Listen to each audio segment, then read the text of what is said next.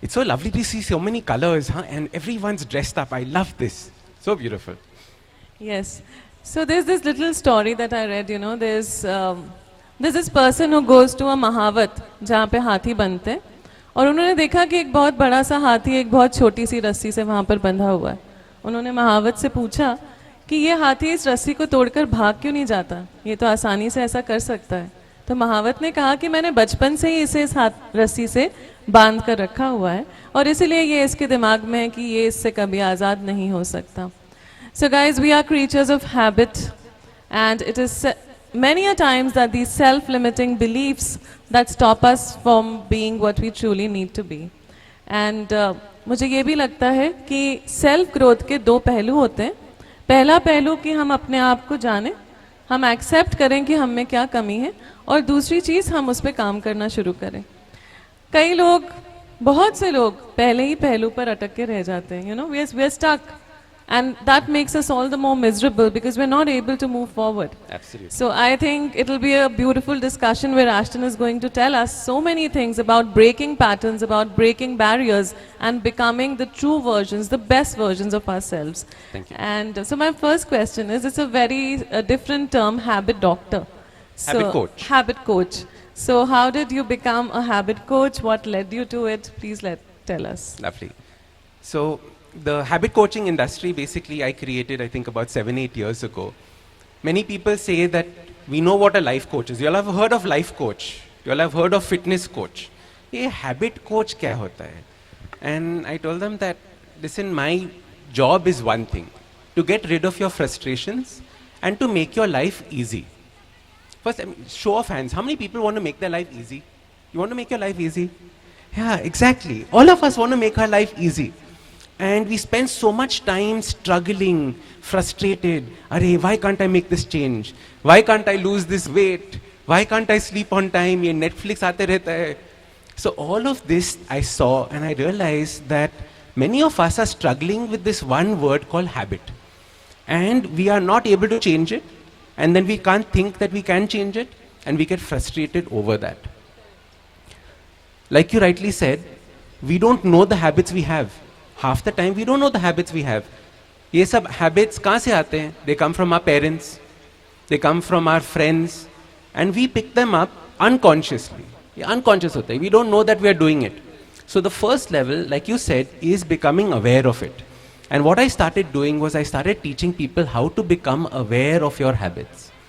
And then, once you're aware, you can start making a change in this particular habit. So that is the way that I started this habit coaching.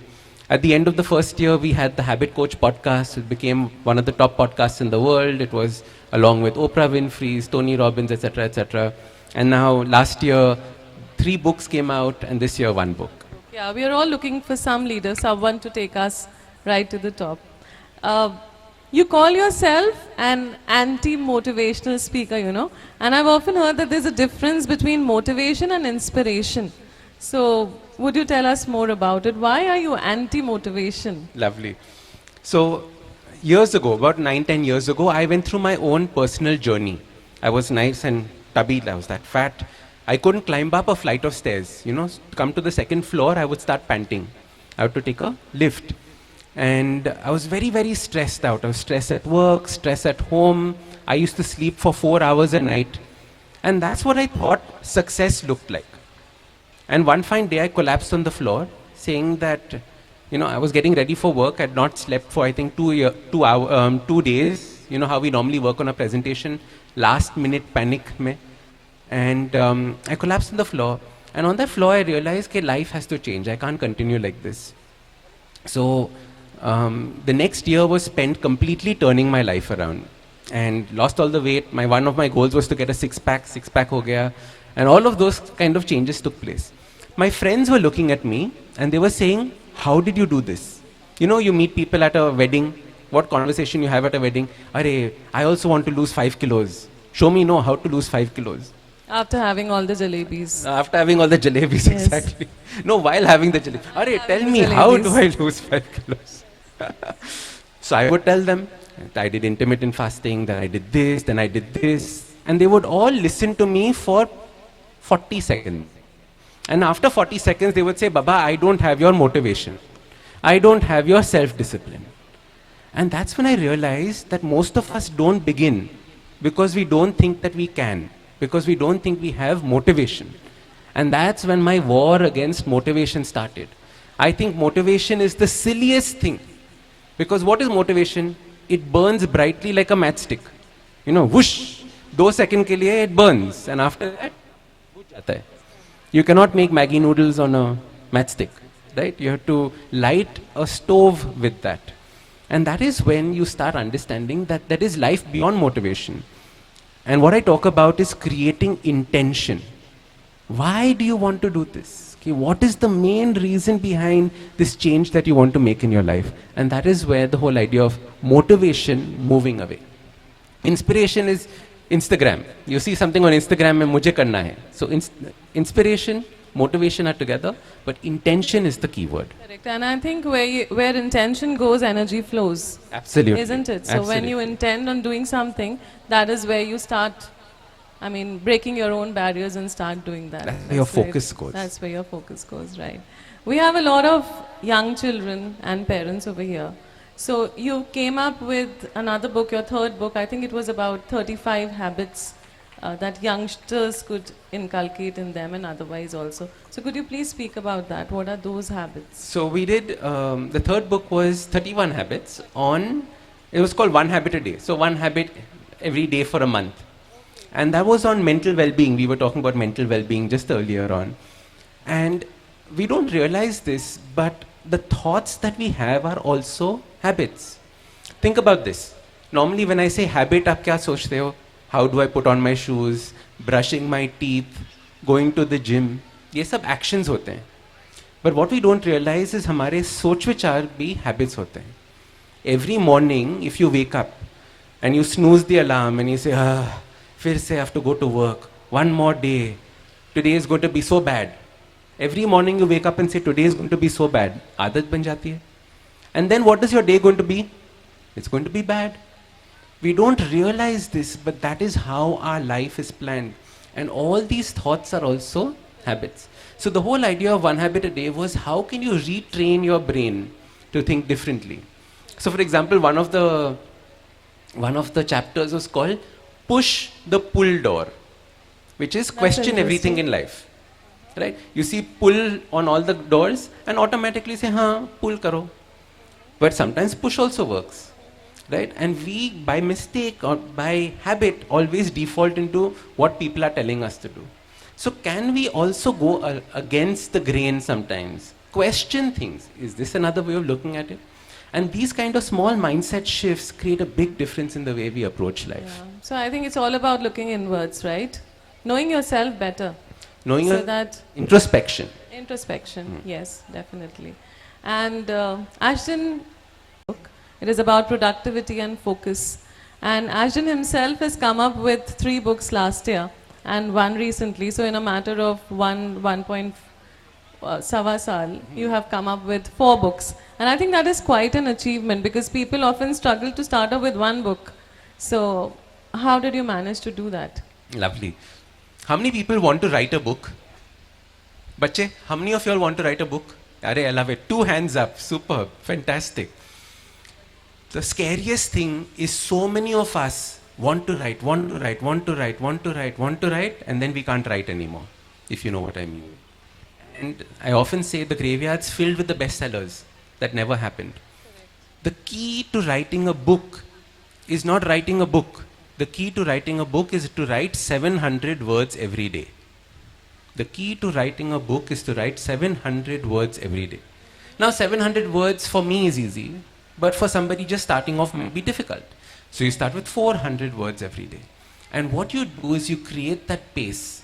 And soon, within a month, you would have finished. 700 words would be easy. Within 2 months, you would have finished writing your book. Small steps. Just that small thing. I remember on my podcast, the Habit Coach podcast, I interviewed a gentleman called Ken Honda. Ken Honda is a world famous Japanese author. He's written over 1,000 books on finance, on money. So most famous book is called Happy Money, which is very cute. When you look at your wallet, do you feel happy or do you feel sad? Is your wallet smiling at you? No, Very you think about interesting. money in that way. And I asked him, how do you write 1,000 books? And this was before I was an author. And he said, every second I am writing. Every second you're breathing, every second I am writing. So all the day long, all I'm thinking about is writing, writing, writing. And that is how I get my writing in. So That's you have to lovely. turn writing into a habit. Into a habit again. So habits make the man perfect. Yes. So Kabir Das जी कह गए कि काल करे सो आज करे सो अब पल में परले होएगी बहुरी करेगा कब. But procrastination, लेकिन but किंतु परंतु, it's always there. You know, we always keep, हम टालते रहते हैं अपनी चीज़ों को. So procrastination is one habit that I would also like to get over. So what do you have to say about procrastination? How can I get over this habit of delaying things? Lovely. So you first have to understand why we procrastinate. And we procrastinate for 3 reasons. The first reason we procrastinate is because something is too hard to do. Too hard. So we say, oh my God, I don't feel like doing this today. I will do it next week. I'll do it next week. It is future Ashdin's problem. Abhi sochna nahi hai. Right? So one reason is when it is too hard to do. The second reason is when a task is too easy to do. Exact opposite. So how many times have we forgotten to pay a bill because it was so easy? Kabhi bhi kar sakte hain. And in that way we forget and we procrastinate and procrastinate and procrastinate. And the third reason we procrastinate is if something is scary. So the question to ask is, what is the procrastination trying to save you from?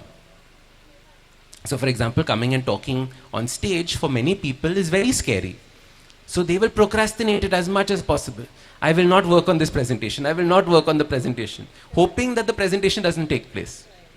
Right? And they wait till that last minute because it's scary. So you have to understand which of these 3 categories your procrastination is falling into. So for example, we were talking about writing a book.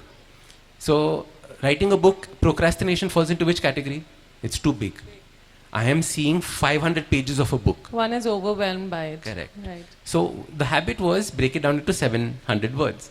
So anything that is too tough, too big, you break down into the smallest possible task you can do. So that is the starting point of procrastination. Okay, and what about laid back people then? I mean, they just don't want to get ahead with things, and we won't call it procrastination, but you're so laid back, you just don't want to move ahead. You need people to push you all the time. We use the word lazy, correct? We use the word lazy. How many of you all think you all are lazy? Hai la. Okay. You want to know a secret? You all want to know a secret? There's no such thing as lazy. Okay, lazy is a lie. I'll give you an example. On my farm, I have a dog, okay, called Victoria. Beautiful white dog. And Victoria, you would call as a lazy dog. She spends all day like this, sleeping, sleeping. You say Victoria, she'll look up and she'll put her head down. But if she sees a crow on a tree, oh God help that crow. That dog Victoria is up barking, barking, barking, barking, barking, barking. And then you wonder, where did that laziness go?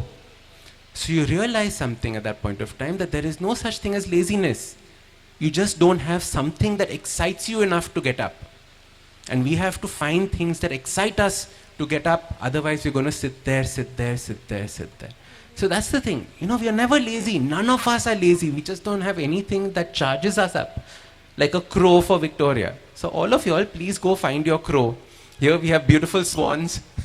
Maybe a swan might charge you up. I think Victoria's royal. Isn't it? So as the name goes, Victoria, so maybe that's why she's a little lazy. You should see her she sitting really like, wakes. she'll sit like that. Okay, that's so wonderful. Another thing I think we are all facing today is social media addiction. I mean, mindlessly we scroll, scroll, scroll. You want to sleep, you want to go to bed, but all you do is reach out for your phone, and then you're watching reels, and you don't know where the time has escaped. And we all know that in order to sleep, हमें थोड़ी सी शांति चाहिए होती है. But then हमारा mind इतना stimulate कर लेते हैं हम कि वो phone side में रखना, it's very difficult for us to do. How, I think, and it must be a pertinent question with most people here, that how do we get over our social media addiction? And in any way, can we make social media productive instead of just becoming a creature of habit and falling prey to social media all the time? I love this question, especially the way that you've separated the two. Let me answer the first one, and then we'll come to the second one. Social media is evil. And there is nothing that we can say about it. Imagine there are companies spending billions and billions of dollars trying to get you hooked onto it. Now, what is our little bheja going to do compared to billions and billions of dollars? So, social media is one of the habits that I also have not been able to figure out how to overcome. Because every time we overcome it, something new comes on it. Earlier, सिर्फ pictures थे, अभी reels आ रहे हैं, अरे वाह, how much scrolling. So there are 2-3 things that I've done in my life now that have kind of gotten this in control. The first one that made a big difference was to have only 2 places in my home where the phone is allowed. Only 2 places in the home where the phone is allowed. This is very important. So there is one sofa on my room where the phone is allowed, and there's one chair where the phone is allowed. Nowhere else. Otherwise, where does the phone come? Dining room पे आ जाता है. Where does the phone come? Bedroom में आ जाता है. Toilet में आ जाता है. Right? So all of these 3 things are where we end up spending most of our time. So if we can restrict these places, either your office desk or this place or that place where you use your phone, you can reduce the amount of scrolling and social media dramatically. That's one. The second thing I started doing was I put my phone on airplane mode twice a day for 1 hour each. So if I'm not going to be using it, I put it on airplane mode and keep it in my bag so that I don't have to worry about my phone or anything like that. Lots of people say, but what if an emergency call comes?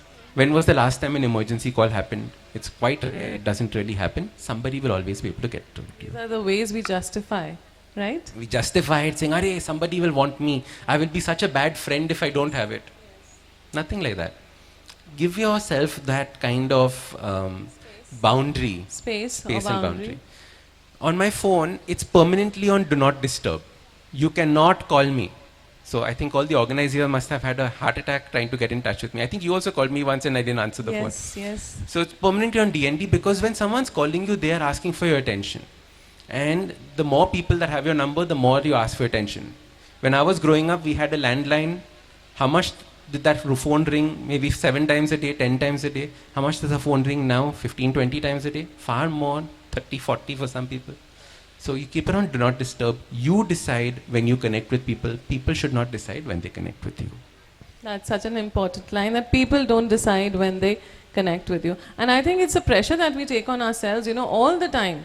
That the phone, we have to latch on to the phone all the time because we are so answerable. And I think there also is a habit, I don't know how many of you suffer from it, but maybe I did once upon a time. And that is the inability to say no. The inability to say no to someone or something.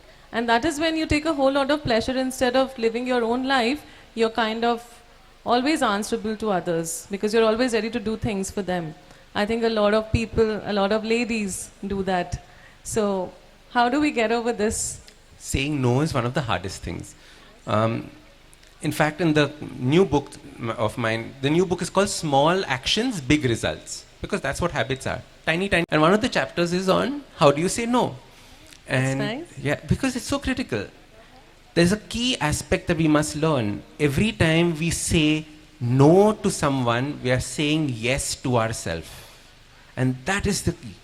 Every time we say yes to somebody, we are saying no to ourselves. Now imagine you keep saying yes, then you don't have anything inside to give anymore. Wow, you become a giver. You become Most of the completely time. giving. Correct. And there are different ways you can handle this, right? You can create strict boundaries saying that, of course, I can do this.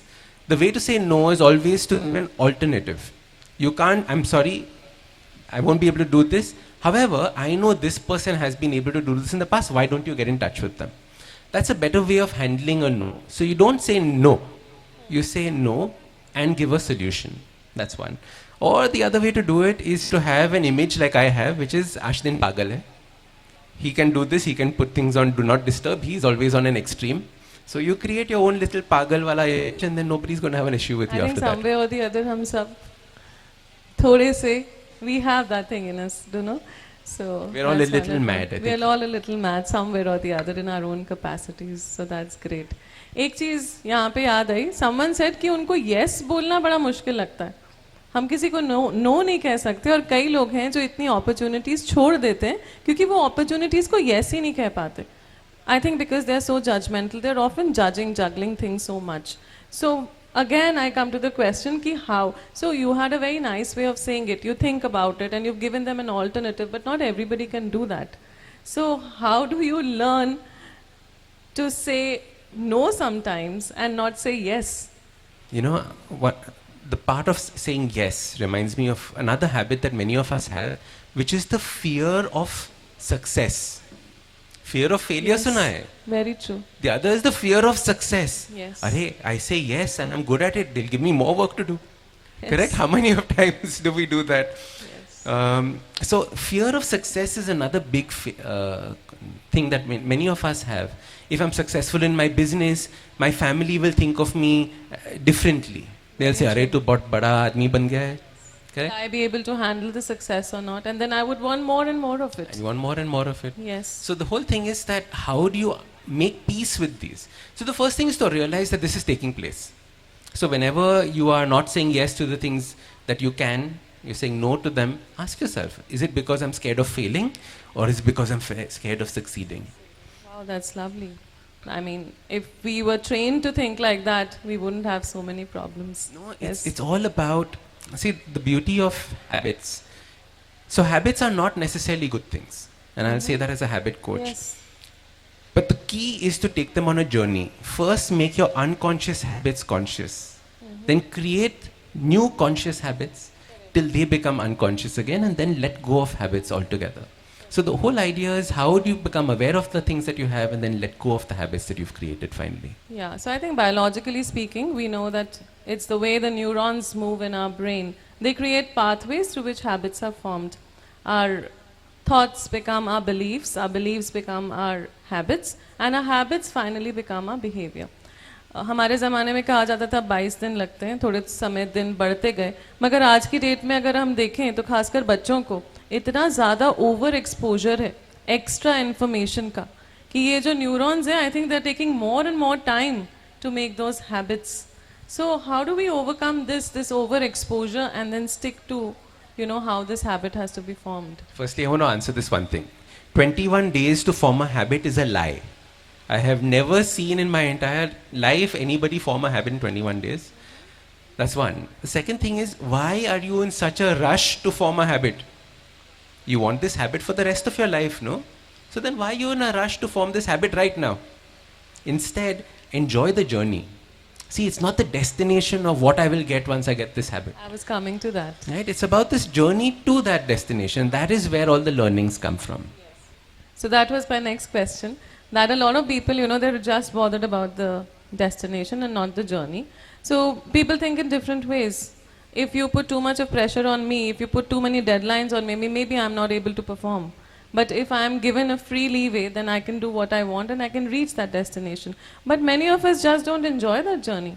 I mean, life unfolds every day, every moment in front of us, and we just ignore those little pleasures. So how do we learn to enjoy this journey? How do we become more productive?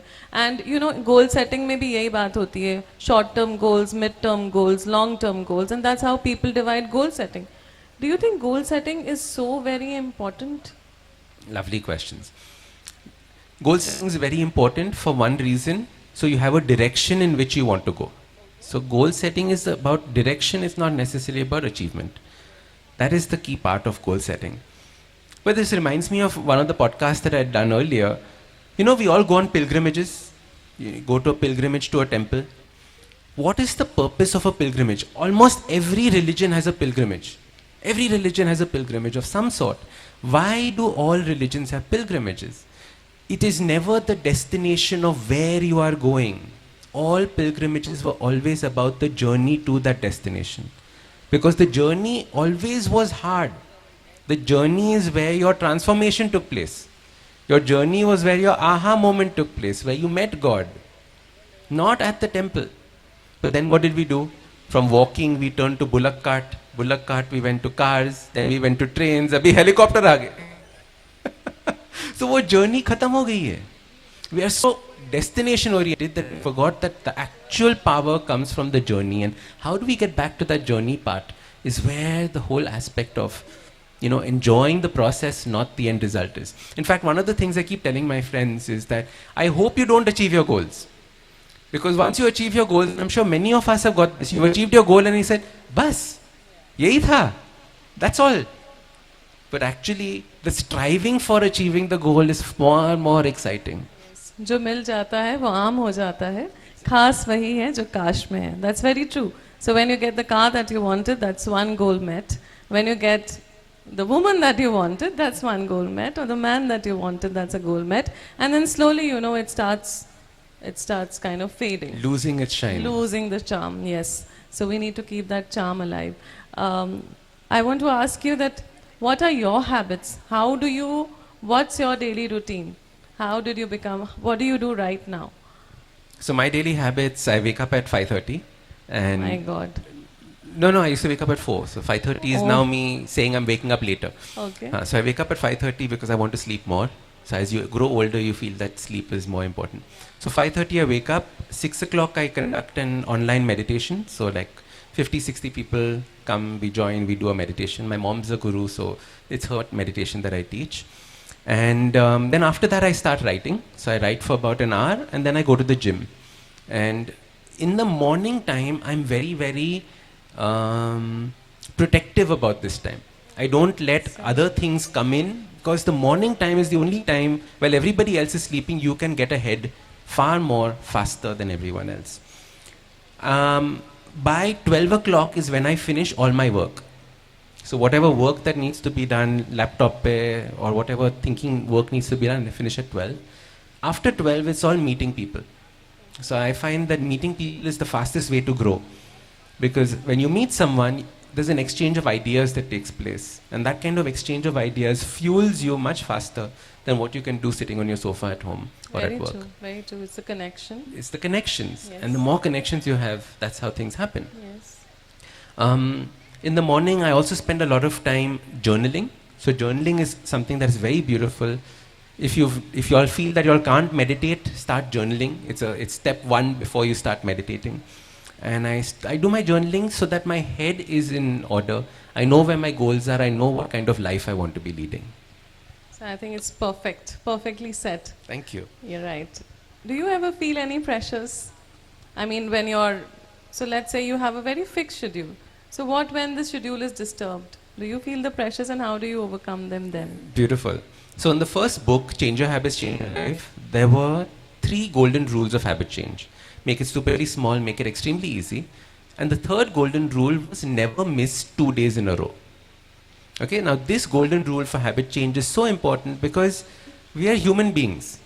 Life comes in the way. Sometimes you fall repeat sick. it? Make it small, make it easy, And never miss 2 days in a row. and never miss 2 days in a row. Okay? So Monday you did the habit. Tuesday you did the habit. Wednesday you fell sick. Or Wednesday you had to go for a party. Or Wednesday your child fell sick. Something happened. No problem. Ashton will not shout at you. But Thursday, come what may, you do the smallest part of that habit. If it's even sitting down, starting your computer, sitting down, wearing your running shoes, that much. So that you maintain that I am the kind of person that follows this habit. That is the key That's to lovely. habit change. That's lovely, very nice. I think we have a cue here that make it easy, and we just need to do the first 2 in aspects of it. That's wonderful. Yes, please. So guys, I think it's time for the audience. We have a lot of young children in the crowd, and I would like the first question to come from them. Ask lots of questions. I'm all yours. Yes. So there was a circle of self-sabotage recently I was observing that when everything is going fine, you'll just see, yourself indulged in stuff which are ignorable, like envious people or maybe some news about disasters, but you will think, oh, why this person is doing this, right? So this is quite a self-destructive habit. So what can be done constructively to avoid this? Lovely. So self-sabotage again is a classic thing of fear of success. You think that you're going to be very good at this, everything is going perfectly, then your mind says, but it cannot be so good. Something is going to happen. You know, very often we get into a relationship and relationship is beautiful, everything is lovely, we are seeing flowers everywhere, we are having such a lovely time. In the back of your mind you're saying, itna acha kabhi ho nahi sakta hai. Kuch to hone wala hai, kuch to hone wala hai. And then we start looking for that kuch jo ho jaye. And half the time our mind makes that up. See, the person said this. Why did they do this? Now, next time I will ask them about this, and khalas. And what we do is we nitpick on these little things because something is going well for ourselves.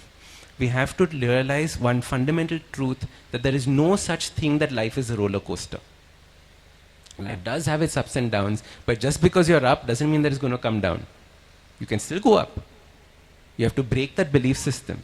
That thing, life is good. Life keeps growing and growing and growing and growing. So once you have that, self-sabotage slowly starts going away. Thank you. It's like coming from the movies, you know, where they show that there's a family, they were having a lot of fun on the beach, and then suddenly someone passes away, there's an accident. So we have that set in our head all the time, you know. In all That's the where war it comes movies, down. that one who's in love, that's the first one who dies. Who no? dies. Correct. So And that's all how we movies talk are on about it. revenge in Hollywood as well. So I think that's where it's coming from. Next question, please. Yeah. So being a teenager, we have a lot of things in our mind, and we have that motivation you mentioned, we have that spark to achieve, but in the process we get distracted, we have temptations. So how to overcome that? Very nice question. Everyone keeps asking me, Ashton, what do I do about studies? How do I study? And I keep telling them that, listen, I failed every exam, so please don't listen to me when it comes to studies. But I can tell you about how productivity works, because now I've realized and I've cracked the system. The best way of getting productive on this is to create a schedule and follow something known as the Pomodoro technique. Pomodoro technique is 25 minutes of focused work. That means no phone, no email, no distractions are allowed, followed by a 5-minute break.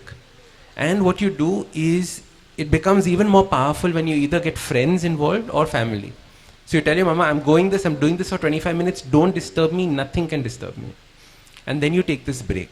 And this technique works beautifully. All my books have been written using this Pomodoro technique. Many kids I've worked with also followed this Pomodoro technique and found that success inside. What we normally do is we try and do lots at one time. I will study for 1 hour, 1.5 hours. Nahi hota hai. We need to break it down into 25-minute chunks. It's the same as studying, it's the same as our work as well in office. I think here the answer is, like, to add to what you said, that when we are studying, let's say for 1 hour, when you're doing it for 25 minutes, we're taking that break. That is what you said, distraction.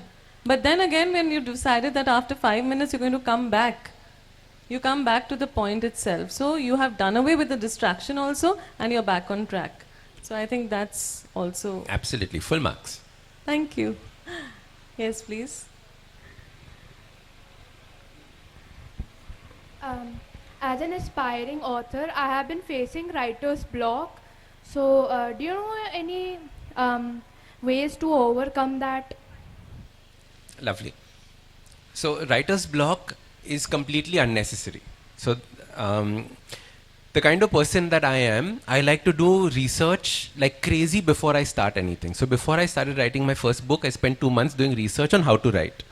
And these are some habits that I picked up from some of the greatest writers in the world. One was this: 700 words every day. Never read what you have written. What happens is that we read what we have written and then we say, "Acha, ye nahi acha tha. I should do something else." We get into editing what we have written instead of actually writing.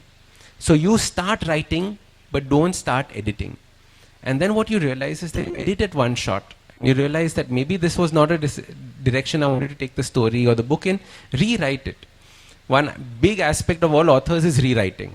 I did not know this. When I wrote my first book, the publishers came back and said, all of this needs to be rewritten. I was like, what? Again? So you realize that rewriting is going to be your best friend as an author. Never write, never read what you've written. Just keep writing, banging out the words. Well, guys, time and tide wait for none. And the time has come that we need to say thank you so much. Thank you. And Thank you. it was lovely listening to Ashton Doctor. I mean, I think a lot of your queries about habits have been solved. And maybe somewhere, we're not talking about motivation or inspiration, it's about intention. So we are going to build good intentions and start working towards them. Thank you so much. Thank you. If for you have your any more time. questions, please find me. I'll be around there. Happy to Yes. sign books for anybody who wants to sign. Yes, please, you're most Thank you. welcome. Thank you so much. Lovely. Thank